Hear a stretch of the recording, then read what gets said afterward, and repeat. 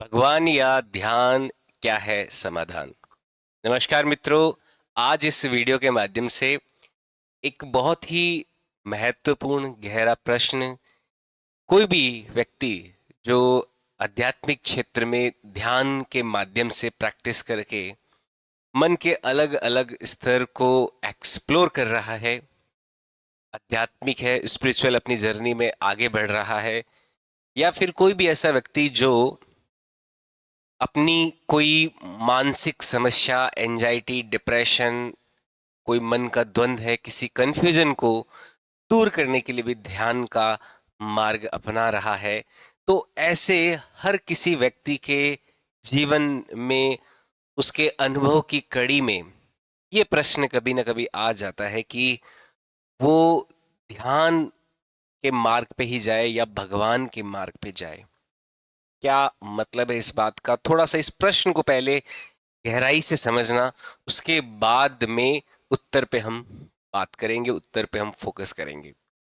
प्रश्न क्या है कि मित्रों, आपने मेरे ध्यान के अलग अलग वीडियोस देखे होंगे, कई अलग अलग महात्माओं के ध्यान के वीडियोस देखे होंगे। जब भी ध्यान किया जाता है, ध्यान सिखाया जाता है, तो उस दौरान भगवान की किसी चमत्कारिक शक्ति का उपयोग कम से कम लिया जाता है या फिर ना के बराबर लिया जाता है। जैसे मैंने कई सारे ध्यान के वीडियोस में जो ब्रेथ का पैटर्न है, हमारे शरीर के अंदर जो चेतना का प्रवाह हो रहा है, हमारे जो अलग अलग ऊर्जा केंद्र हैं, उनका विवरण देते हुए मैंने अलग अलग ध्यान के वीडियोस बनाए हैं। तो उन सभी में भगवान के द्वारा किसी चमत्कारिक शक्ति का उपयोग होके आप समाधि की अवस्था को प्राप्त कर लेंगे, ऐसा कहीं पे भी कोई जिक्र नहीं है। परंतु भगवान का एक विशेष दर्जा हमारे सामाजिक और मानसिक वैचारिकता में रहता है। तो यहाँ पर भगवान की क्या कोई उपयोगिता है भी या नहीं है, जब हम ध्यान मार्ग की ओर प्रशस्त हो रहे हैं। मित्रों, प्रश्न बड़ा जटिल है, गहरा भी है। क्योंकि अगर भगवान है, भगवान को मानना है, हमें भगवान पे बिलीव करना है, तो फिर ध्यान की क्या आवश्यकता है? क्योंकि भगवान एक ऐसा क्रिएशन है, एक भगवान ऐसी आकृति है, एक ऐसा एग्जिस्टेंस का सुप्रीम पावर है जिसकी मंशा मात्र से कुछ भी हो सकता है। तो अगर हम भगवान को याद करें, नमन करें, उनसे प्रार्थना करें, पूजा करें, उनसे हम कह दें कि मुझे वो मन की अवस्था, एनलाइटमेंट दे दो, या फिर हम किसी मानसिक परेशानी से गुजर रहे हैं तो वो ठीक कर दो, तो उतने में ही बात हो जानी चाहिए। क्योंकि भगवान अपने आप में एक सुप्रीम पावर है। तो फिर ये ध्यान की जो जटिल प्रक्रियाएं होती है, जिनमें घंटों भर हमें आंखें बंद करके बैठे रहना होता है, शरीर की भी कुछ ना कुछ पीड़ाएं हमें देखने को मिलती है, पैर में सूनापन आ जाता है, कंधे दर्द करने लग जाते हैं। तो ये जो ध्यान की जटिल प्रक्रियाओं से फिर गुजरना हमारा ना भी हो तो चल सकता है, क्योंकि भगवान को याद कर लिया, भगवान को हमने कह दिया, और भगवान होते हैं, भगवान हैं। शिव जी है, विष्णु जी हैं, अलग अलग तरह के हिंदू देवी देवताएं हैं, चाहे दूसरे धर्मों में अल्लाह है, वाहे गुरु है, अलग अलग भगवान है, तो उनको ही कह दिया और हमारा काम करवा लिया। क्योंकि वो तो सुप्रीम पावर है, ताकत है। तो फिर ये ध्यान की प्रक्रियाओं की क्या आवश्यकता है? तो यहाँ पे इन दोनों में एक सटीक अंतर हमें जानना आवश्यक है। ये प्रश्न इसलिए मेरे दिमाग में आया या फ्रेम में बना, क्योंकि मेरी एक रील थी जिसमें मैंने शिव को एक्सप्लेन करने का एक वीडियो बनाया था, जिसमें मनुस्मृति का भी मैंने जिक्र किया। और कमेंट सेक्शन में एक यूजर ने लिखा कि मैं आपको 2 साल से फॉलो कर रहा हूँ। उन्होंने मेरे ध्यान की वीडियोस देखे होंगे, जिनमें मैंने कभी भी कोई शिव या किसी भी परमात्मा गॉड का जिक्र नहीं किया, और उन वीडियोस में ध्यान की प्रक्रियाओं के माध्यम से भी लोगों को आराम मिलता है। तो उन्होंने बोला कि मैं 2 साल से आपको फॉलो कर रहा हूँ, लेकिन आप भी शिव में विश्वास करते हो, आप भी शिव के बारे में बात करते हो, तो फिर आप में और दूसरों में कोई अंतर नहीं रह गया, मैं पागल हूँ, या ऐसा कुछ उन्होंने बोला। तो उनको ये बात जमी नहीं कि लोकेश योगी जो ध्यान के बारे में बताते रहते हैं, ध्यान की अलग अलग प्रक्रियाओं के बारे में बताते रहते हैं, ध्यान कैसे हमारे मन को शांत कर सकता है और हमारे मन की जो सर्वोच्च अवस्था है इनलाइटमेंट की, बुद्धत्व की, जिसमें हम सभी हमारे आसपास के विकारों से मुक्त महसूस कर सकें, उनका एक साइंटिफिक वे अगर वो एक्सप्लेन कर रहे हैं, तो यहाँ पे ये मिस्टिसिज्म, ये सुप्रीम पावर या फिर किसी गॉड का जिक्र क्यों किया जा रहा है, उसका कोई उपयोग भी जब नहीं है ध्यान के मार्ग में।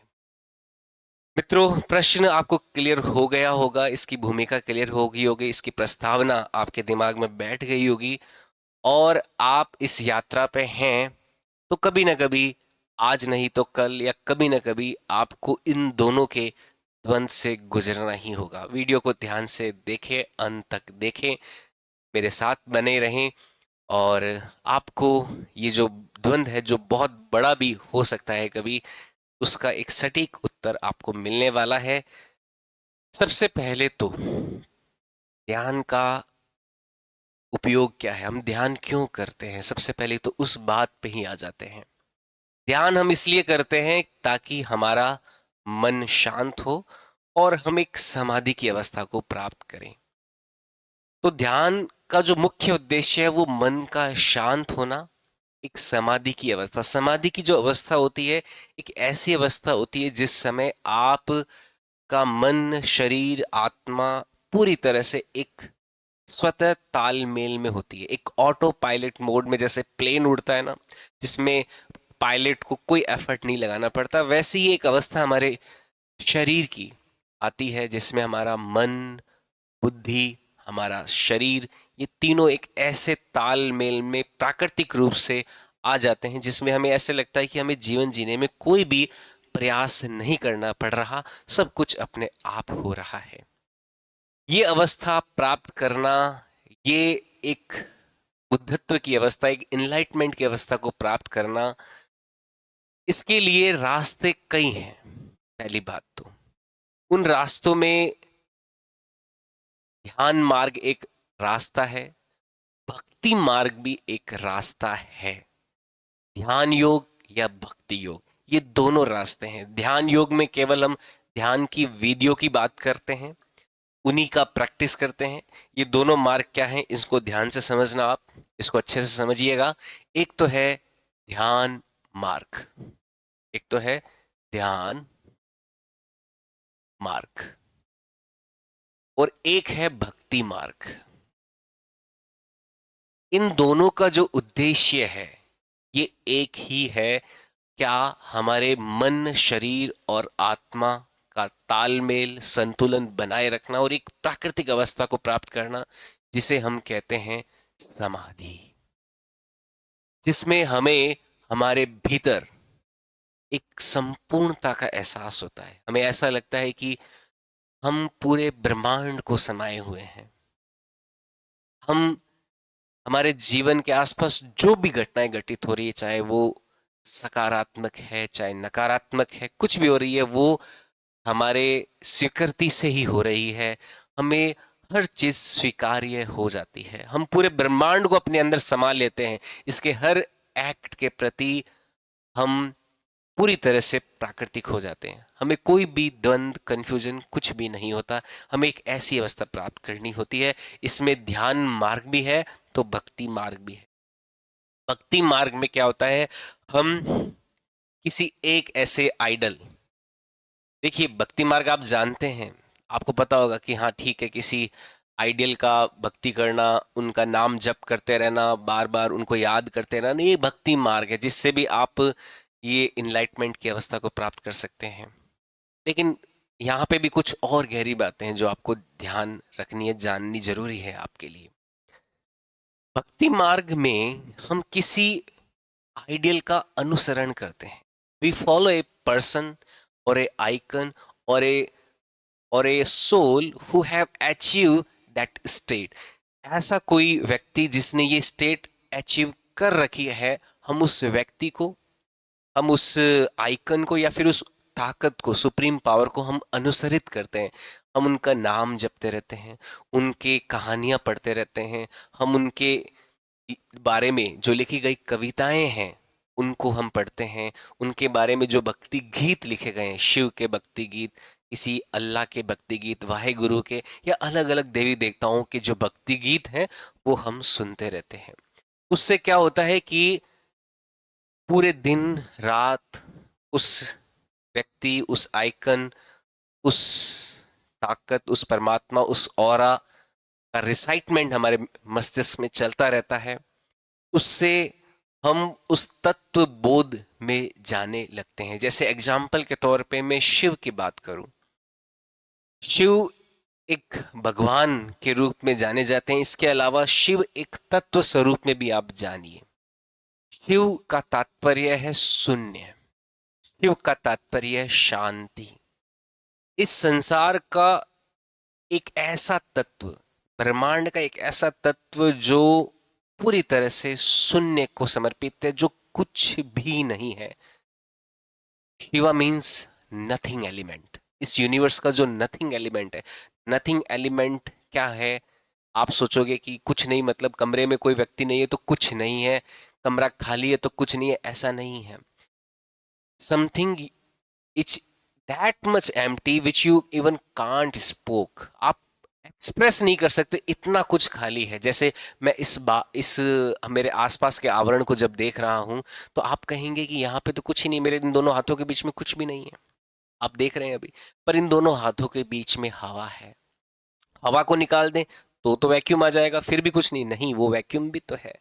वैक्यूम को निकाल दे तो भी कुछ रहेगा क्या? तो भी कुछ रहेगा। लेकिन ऐसा जो कुछ भी नहीं है, वो भी है इन दोनों हाथों के बीच में। उस कण कण में शिवा एलिमेंट समाया हुआ है। जब भी हम भक्ति मार्ग से शिवा एलिमेंट, शिव को रिसाइट करते हैं, शिव गोरख, शिव महादेव, शिव शिव शिव शिव शंकर शंभो, कुछ भी मंत्र का जाप करते हैं, तो हम उस तत्व बोध की ओर जाते रहते हैं। तो हमारे भीतर भी एक ऐसी शांति का उद्गम होने लगता है। तो भक्ति मार्ग में भी हमें इन सब चीजों की आवश्यकता पड़ती है। आप भी जब ध्यान मार्ग में भी हैं, कभी कभी आपको लगेगा कि पूरे ध्यान की विधि को फॉलो करते हुए आप पूरी तरह से कोई ब्रेथ एक्सरसाइज कर रहे हो, प्राणायाम कर रहे हो, कुछ भी क्रिया योग कर रहे हो, तो ध्यान मार्ग से, केवल ध्यान की उस विधि मात्र से हो सकता है कि पूरे साल के 365 दिन में 300 दिन आपका अच्छा ध्यान लग गया। लेकिन 65 डेज ऐसे होंगे जिसमें आपको लगेगा कि यार वो बात आज नहीं हो पाई, आज उतना अच्छा मेरा ध्यान नहीं लग पाया। तो ऐसी परिस्थिति में कभी कभी आप भक्ति मार्ग की तरफ भी चले जाना एक बुद्धिमान व्यक्ति का कार्य है। आप किसी एक चीज में अटक जाओ कि नहीं, मुझे यही करना है, यही है सब मेरे लिए, लेकिन आप ये ध्यान में रखें साथ साथ में कि जो दूसरा मार्ग है उसकी भी कुछ खूबसूरती है, उसके भी तत्व बोध को, उसके भी बोध को मैं अपने साथ सहेज कर इस यात्रा में रखूं, तो कोई घाटा नहीं है। आप ये एक एक्सपेरिमेंट कर सकते हैं। कोई भी आप ध्यान लगाएं, जब आप मेडिटेशन कर रहे हैं, ध्यान जब पूरा हुआ, अब आंखें आप खोलने वाले हो, उस समय आंखें खोलने से पहले जैसा मैं एक मंत्र भी आपको दे रहा हूं, उसको आप रिसाइट करना। इस मंत्र से कोई चमत्कारिक प्रभाव पड़ेगा नहीं पड़ेगा, इस आप उलझन में मत जाना। बस आप इसे रिसाइट करना और देखना कि आपके बॉडी के अंदर कुछ कंपन महसूस होंगे। मंत्र क्या है? केवल ओम नमः शिवाय है, लेकिन उसको बोलना कैसे है, वो एक बोलने का एक टोन आप देखिए, ध्यान से समझिए।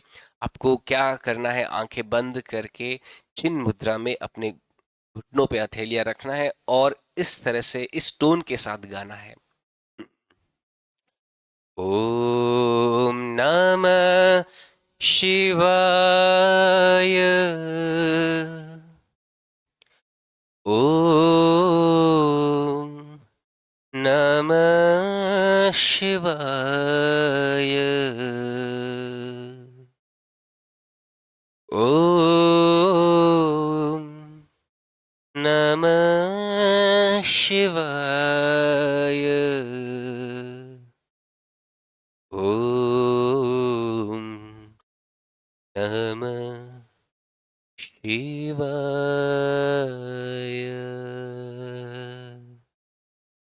जैसे ही आप समर्पित भाव से कि अब मैंने ध्यान मार्ग का जितना पुरुषार्थ, जितना परिश्रम समाधि की अवस्था को प्राप्त करने के लिए मुझसे हो सकता था, मैंने किया।